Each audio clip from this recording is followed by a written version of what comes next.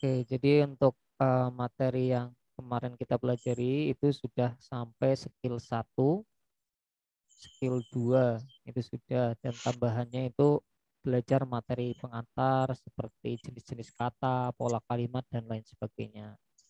Nah, kita akan melanjutkan untuk materi yang selanjutnya. Kita akan belajar jenis kata yang berikutnya. Kemarin sudah adjektif sudah, verb juga sudah. Nah, tinggal adverb. Nah, nanti habis itu baru ke strateginya. Ini slide-nya udah pindah ya? Belum. Belum. Jadi untuk selanjutnya kita belajar part of speech yang jenis adverb. Udah pindah belum ini? Udah? Nah, oke, jadi kalimat itu kan rangkaian kata. Nah, rangkaian kata tersebut nanti kata yang digunakan banyak, gak cuma kata benda, gak cuma kata kerja. Jadi ada kata-kata lain yang nanti bisa digunakan untuk membuat kalimat. Oleh karena itu, kita juga harus mengenal berbagai macam kata biar nanti posisi kata yang kita gunakan di dalam kalimat itu bisa tepat dalam penempatannya. Nah, untuk kata yang berikutnya itu adalah adverb. Kalau dalam bahasa Indonesia ini adalah kata keterangan. Secara umum, adverb ini nanti di dalam kalimat digunakan untuk aksesoris kalimat atau hanya untuk membuat kalimatnya jadi panjang. Jadi apa itu adverb? Kalau definisinya ya adverb itu adalah sebuah kata yang digunakan untuk mendeskripsikan, untuk menjelaskan apa yang dijelaskan nanti bisa verb, bisa juga kata sifat, ataupun bisa juga kata keterangan. Nah, jadi adverb itu fungsinya hanya nanti sebagai aksesoris, tapi kalau misalkan ingin diperjelas ya seperti ini. Nah, untuk macam-macam adverb itu ada kata keterangan waktu. Jadi nanti kalau ada kata yang menunjukkan waktu yaitu adverb of time. Contohnya adalah now, terus yang pakai preposisi itu in the morning, at 9 o'clock, terus bermakna tempat ya menunjukkan tempat. Terus yang berikutnya manner, ini adalah kata keterangan cara. Kata keterangan cara, ciri-cirinya itu akhirannya ly. Contohnya slowly. Nah, ini kalau dibaca dalam bahasa Indonesia artinya dengan pelan. Ada juga yang enggak berakhiran ly, contohnya fast. Ini artinya dengan cepat. Kalau well ini artinya dengan baik. Tapi secara umum kata keterangan manner akhirannya itu ly. Terus yang berikutnya adalah frekuensi. Frekuensi itu adalah kata keterangan keseringan. Jadi seberapa sering kita melakukan sebuah aktivitas atau kegiatan. Apakah kegiatan itu dilakukannya secara always, selalu, apa? Usually, usually bahasa Indonesianya apa ya? Biasanya ya. Sometimes, kadang-kadang. Nah, ini tinggal dihafalkan aja. Terus kata keterangan umum yang umum kayak so, ini juga keterangan, ini artinya sangat, ini juga sangat. Kalau rather ini artinya agak, ya. Jadi tinggal hafalkan aja kata keterangan, tinggal jenis yang mana. Terus fungsi dari adverb ini karena hanya sebagai aksesoris kalimat itu nanti bisa diletakkan everywhere, bisa di depan, setelah subjek bisa, di belakang sendiri juga bisa. Dan jumlahnya bisa lebih dari satu, mungkin ada 2 kata keterangan waktu, ada 1 keterangan tempat, ada 1 keterangan cara, atau terserah yang membuat soal itu ya. Yang penting kalau melihat adverb di dalam kalimat tandai saja itu cuma kata keterangan atau sebagai aksesoris saja. Terus yang satu lagi preposition. Nah, ini juga adalah salah satu kata yang penting di dalam kalimat karena preposition ini nanti fungsinya sama dengan adverb, ya. Jadi kalau kita mau membuat kata keterangan, itu ada kata keterangan yang dari sananya sudah memang kata keterangan seperti now, here, slowly itu. Tapi ada kata keterangan yang terbuat dari sebuah kata depan. Bahasa Inggrisnya kata depan itu preposition. Nah, preposition itu kata depan bentuknya seperti apa? Ini ada in, at, on, dan lain sebagainya. Nah, preposisi itu di bahasa Inggris banyak sekali. Tapi kalau di soal itu selalu diulang-ulang. Jadi nanti kalau di soal ada preposisi, maka ditandai bahwasanya itu hanyalah kata depan. Nah, perlu diketahui ketika preposisi ini kayak in, at, on, dan lain sebagainya itu ingin menjadi sebuah kata keterangan, mungkin keterangan tempat, mungkin keterangan waktu, atau keterangan secara umum, maka preposisi ini harus memiliki objek, harus ditambah objek. Apa itu objek? Objek itu kata benda yang berada tepat setelah preposisi. Jadi kalau in ini mau jadi kata keterangan, maka setelah in harus ada objeknya. Objek itu kata benda yang diletakkan di belakang. Di belakangnya siapa? Ya preposisi. Nah, jadi nggak boleh preposisi ditulis tanpa adanya objek. Kalau nggak ada objeknya nggak bisa dipahami maknanya. Misalkan I go to titik. Nah, pasti akan menimbulkan pertanyaan. Saya pergi ke kemana? Gitu. Saya belajar di titik.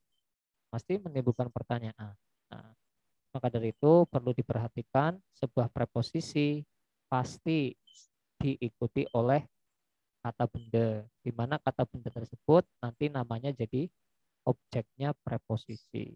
Ya. Nah, preposisi dengan objeknya itu selalu satu kesatuan, nggak bisa terpisah. Fungsinya nanti sebagai kata keterangan atau aksesoris kalimat. Letaknya di mana ya terserah, everywhere. Gitu. Nah ini ada kalimat, kita lihat di sini preposisinya itu banyak atau keterangannya pakai preposisi itu banyak. Yang pertama to Budi. Nah ini ada to, ini preposisi maka diikuti oleh objek. Mana objeknya? Ini Budi. Ini satu kesatuan. Jadi apa? Jadi keterangan. With me ini juga preposisi maka ini keterangan. At 9 a.m. ini juga keterangan, berarti panjang seperti ini hanya sebagai aksesoris. Nah, terus di sini ada orang we. Nah, baru ini pelakunya, terus diikuti kata lagi ya verb, terus diikuti kata lagi ya objek. Nah, ini from, ini preposisi, maka ini juga keterangan. Jadi kalimatnya sebenarnya cuma we study English, tapi keterangannya ada banyak di sini ya. Jadi seperti itu, maka nanti hati-hati kalau ada preposisi. Dimanapun tempatnya, di depan, di tengah, di belakang, itu hanya sebagai keterangan. Dan kata benda setelah preposisi tidak boleh dijadikan subjek. Ini Budi kalau walaupun di depan seperti ini nggak bisa jadi subjek. Kenapa? Karena dia sudah satu kesatuan dengan preposisi ini biar jadi keterangan. Terus yang terakhir adalah conjunction. Nah, conjunction ini bahasa Indonesianya penghubung. Untuk penghubung nanti ada materi tersendiri, jadi ini secara umum aja. Nah, conjunction itu ada beberapa jenis. Yang pertama ada koordinat konektor. Konektor sama dengan conjunction ya, nama lainnya. Contohnya apa ini? And, but, or. Ini namanya penghubung, tapi jenisnya ini. Kalau nggak hafal ya cukup ketahui kalau ini penghubung. Yang berikutnya ada adverb konektor. Macam-macamnya, ada yang before. Pokoknya yang bermakna adverb, bermakna waktu penghubungnya. Ada before, after, terus lagi ada when, if, dan lain sebagainya. Terus penghubung yang lain itu yang pakai 6W1H atau 5W1H kayak what, where, when, why, how, dan lain sebagainya. Nah, kalau penghubung ini nanti fungsinya sebagai penghubung kata bisa, penghubung kalimat bisa. Jadi kalau misalkan kita mau membuat subjeknya lebih dari satu, mungkin dua, maka tidak bisa dijejer. Nggak bisa misalkan Budi, Ani, go to school. Nggak bisa. Nah, kalau dua itu mau jadi subjek, maka kita kasih penghubung. Nah, jadi bisa untuk menghubungkan kata bisa, menghubungkan kalimat juga bisa. Gitu. Ya, jadi nanti ini ada materinya tersendiri. Yang penting Anda sudah mengetahui jenis-jenis kata, di mana jenis kata itu nanti fungsinya sebagai bahan untuk membuat kalimat. Oke. Terus terakhir adalah pronoun. Pronoun ini adalah kata ganti benda. Nah, sebelumnya kemarin kata benda itu adalah kata yang memberitahukan orang, hewan, barang, itu namanya benda. Kata benda itu juga bisa diganti dengan yang lebih singkat, namanya pronoun. Jadi pronoun ini adalah singkatan dari kata benda yang asli. Jadi kalau nggak mau menulis kata benda yang asli terlalu panjang, misalkan glass atau misalkan a big book, ini terlalu panjang, maka bisa ganti dengan pronoun. Jadi fungsinya sama persis dengan kata benda yang pada umumnya. Nah, untuk pronoun nanti juga ada materinya sendiri. Nah, pronoun ini karena ini pengganti benda, maka nanti ada jenis pronoun. Ada pronoun pengganti benda yang benda itu nanti fungsinya sebagai subjek. Jadi ini kalau Anda ingin membuat sebuah kalimat dengan subjek yang jenis pronoun, maka pakai yang ini. Nah, terus kalau ingin membuat objek, pakai kata ganti benda atau pronoun, maka pakainya ini. Jadi nggak bisa terbalik ya. Jadi misalkan saya ingin membuat kalimat, saya pergi ke pasar. Nah, sayanya itu berada di depan, maka saya itu tempatnya berada di subjek. Jadi kalau mau pakai pronoun, pronoun yang digunakan adalah I, bukan me, karena me ini tempatnya harus di belakang. Gitu. Tapi kalau kalimatnya seperti ini, kamu ketemu saya, kamu, you, subjek, bertemu itu bahasa Inggrisnya meet. Saya itu bisa I, bisa me. Tinggal lihat posisinya. Karena sayanya di belakang tadi, maka posisinya sebagai objek. Kalau objek berarti pakainya me. Gitu. Kalau ini posesif adalah pronoun untuk menyatakan kepemilikan kayak my, your, yours. Ini ada materi sendiri. Kalau ini cuma penanda benda, mak. Dari setelah my ini pasti ada bendanya. My book, my friend. Gitu. Jadi itu adalah pronoun. Pronoun itu nanti bisa sebagai pengganti benda, baik yang jadi subjek maupun yang jadi objek. Nah, itu selesai untuk materi kata, jenis-jenis kata. Nah, silakan mungkin ada pertanyaan. Bu Siti ada pertanyaan tuh? Belum, Mas. Belum. Miss Dewi? Belum. Oke, Mistri ada pertanyaan, Mistri ya? Belum. Belum. Ini slide-nya jalan kan? Iya, Mas, jalan. Oke, jadi kesimpulannya kita sudah belajar jenis-jenis kata nomor 1 sampai nomor 7. Kalau interjection ini cuma tambahan aja kayak wow, OMG, itu cuma buat tambahan.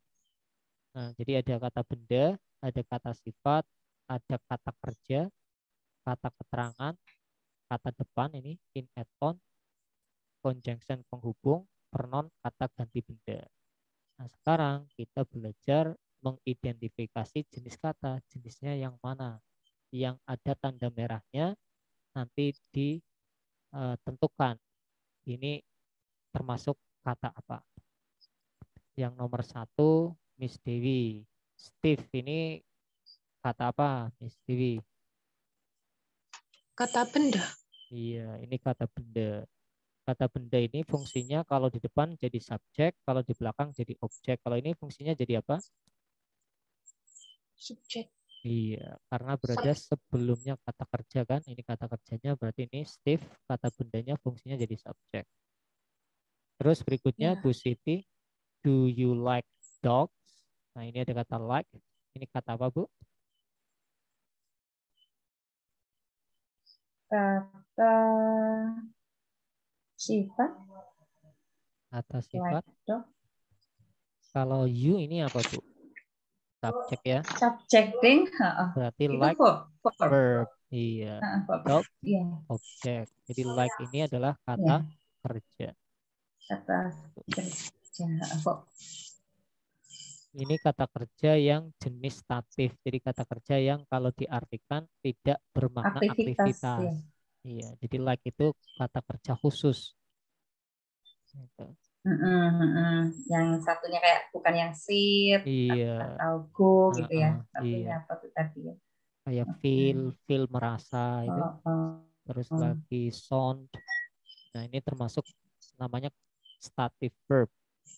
Kalau diartikan memang enggak. Aktif. Oh iya Iya, ya, yang statif. rekaman itu ya. Iya. Aku jangan lihat sekilas ya. Terus Statif verb.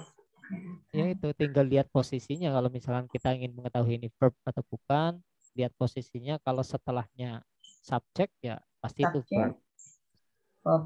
Iya. Kalau diikuti kata benda atau diikuti objek maka itu juga verb. Ya kan? Nah, kalau do ini hanya kata kerja bantu agar kalimatnya jadi tanya. Itu. Ini kalimatnya di sini.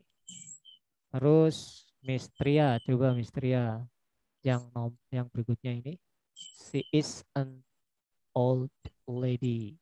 Nah, ini ada an ini kata apa? Jenisnya kata apa? Ada kata benda, kata kerja, kata sifat, kata keterangan. Tebak aja nggak apa-apa, Miss. Misbat. Misteri ya. Hah? Ya, misteri ya, coba. An itu termasuk jenis kata apa?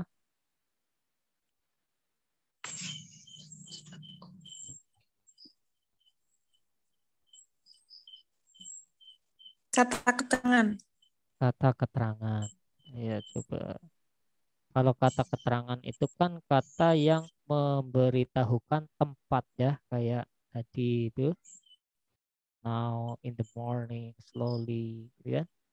Nah, kalau an ini adalah kata sifat, Miss. Jadi an ini termasuk kata sifat. Nah, ini digunakan sebagai penanda benda. Makanya setelah an biasanya ada bendanya. Misalkan an umbrella. Gitu. Jadi kalau ada an, the itu jenisnya kata sifat. Ya. Terus yang berikutnya Miss Dewi, grup. Kata apa ini Miss Dewi? Lihat posisinya juga, ada awalannya apa.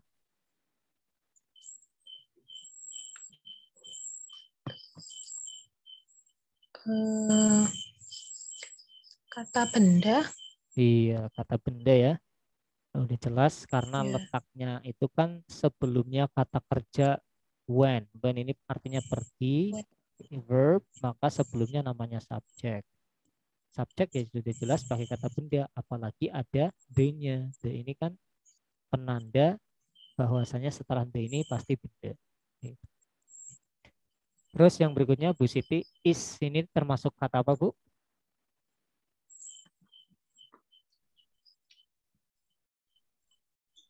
This is a past tense.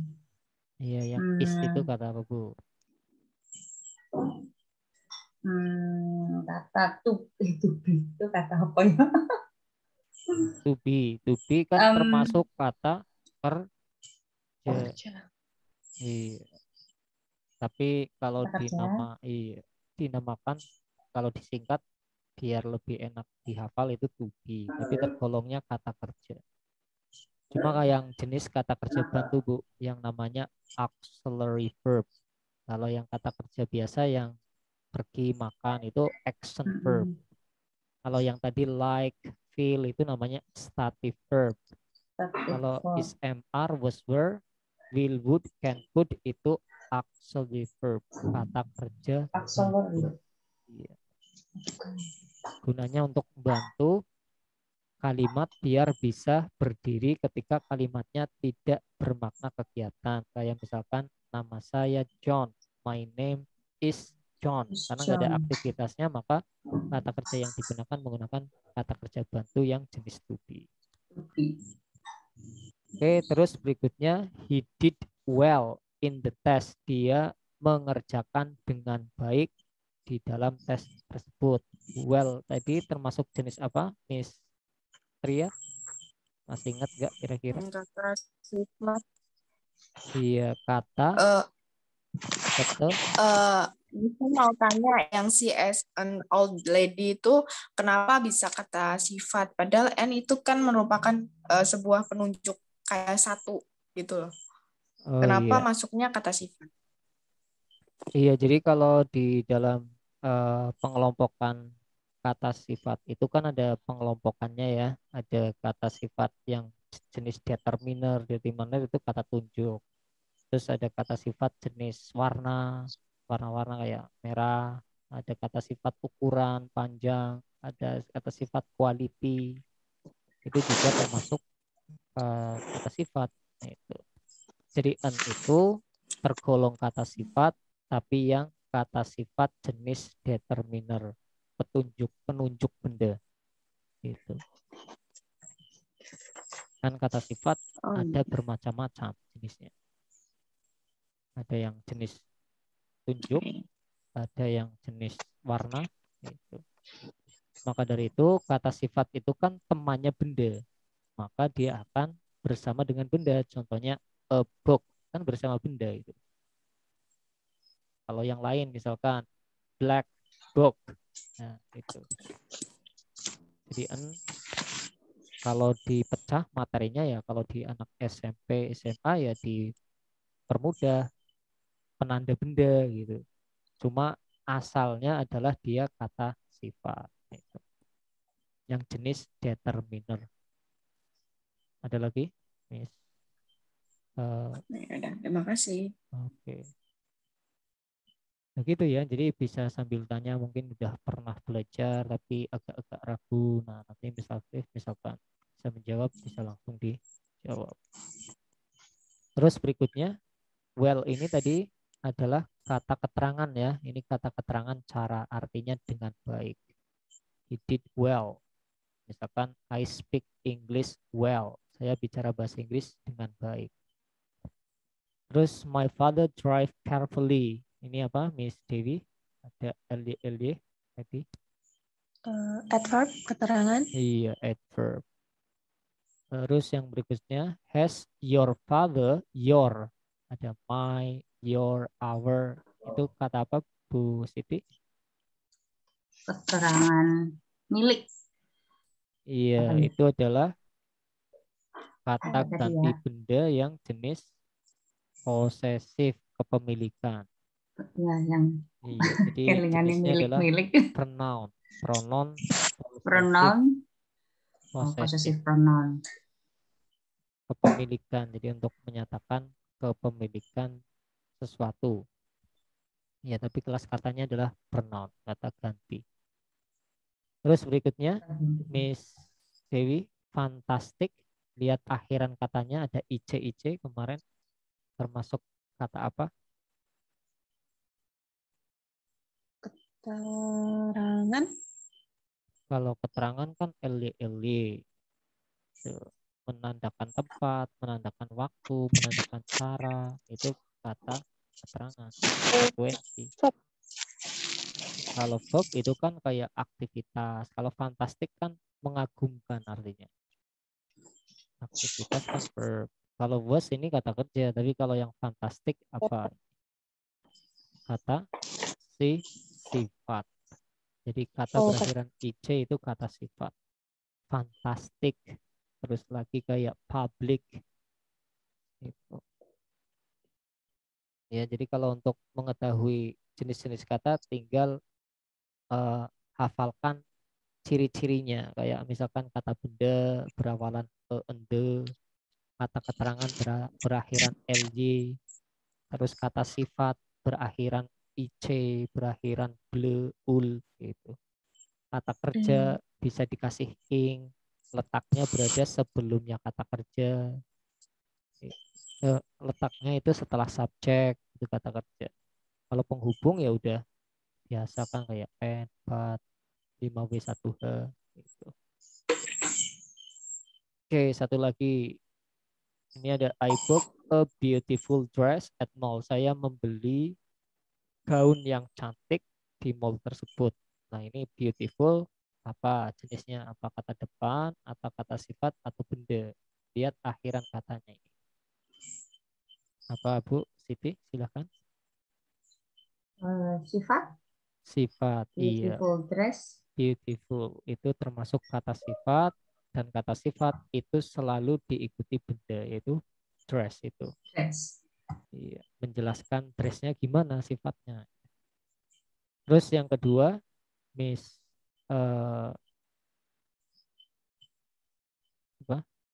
Tria, si termasuk apa ini? Penghubung, kata depan, atau kata ganti benda.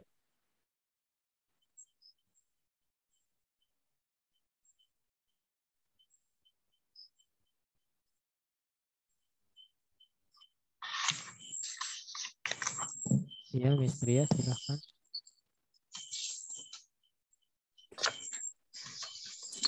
Ini semua ya. Berarti sih itu masuk pronoun. Iya, betul sekali. Si itu masuknya pronoun. Kalau pronounnya jenis yang mana? Yang subjek atau yang objek? Kalau si? Yang subjek. Iya, betul sekali yang subjek ya. Oke, terus yang nomor 3, I left my shoes under the table. Saya meninggalkan sepatu saya di bawah meja makan.